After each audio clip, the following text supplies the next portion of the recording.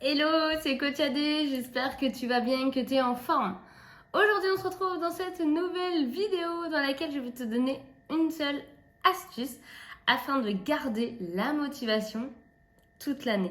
Parce que oui, on doit garder la motivation toute l'année, mais on sait très bien que c'est pas possible. Donc, il y a un petit tips que je vais te donner dans cette vidéo afin de pouvoir perdurer et d'arrêter enfin de faire le yo-yo malgré les horaires en décalé, le sommeil pas très structuré, les repas un petit peu au feeling, etc. On peut y arriver quand on a ce tips. Ce que je te propose déjà, c'est d'avoir un nombre d'entraînements dans ta semaine qui correspond réellement à ton mode de vie. Et pas celui que tu entends sur les réseaux ou pas celui que tu penses être le bon pour atteindre ton objectif. Je te donne un exemple. Tu penses que pour perdre tes 10 kilos, il faut que tu ailles t'entraîner 5 fois par semaine, au moins 1 heure et demie. Ça, c'est hyper contraignant. Et tu sais très bien au fond de toi que tu vas jamais y arriver.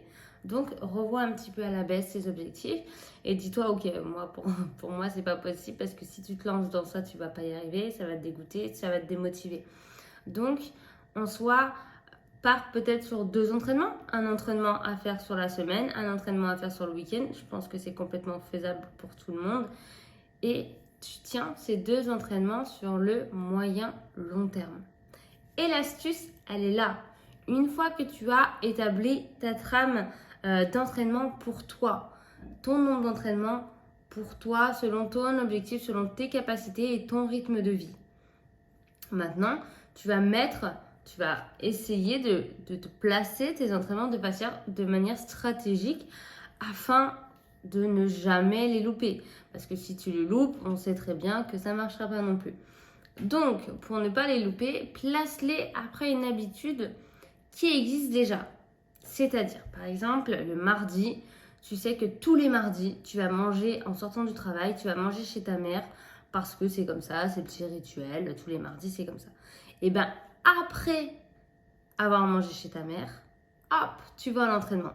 C'est une habitude qui existe déjà, aller manger chez ta maman le mardi midi. Donc, si tu mets l'entraînement, ton nouvel entraînement, après une habitude qui existe, ça sera bien plus facile. Parce que tu vas dire, ah oui, c'est vrai, on est mardi, bah, j'ai pris mon sac de sport, j'y vais. Tu trouveras beaucoup moins d'excuses. Un autre exemple, par exemple, tous les jeudis soirs, tu as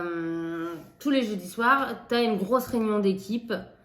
Et après cette réunion d'équipe, tu vas à l'entraînement.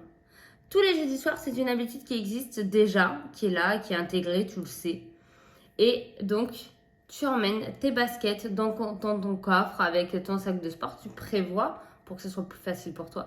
Et hop, tu files directement à la salle. Donc, l'astuce, c'est vraiment de mettre une nouvelle habitude, de créer une nouvelle habitude après une habitude qui existe déjà. Parce qu'une fois que tu auras fait, c'est l'habitude qui existe déjà, comme manger chez ta mère le mardi midi, tu sais pertinemment et tu n'auras pas d'autre choix que d'aller à l'entraînement après.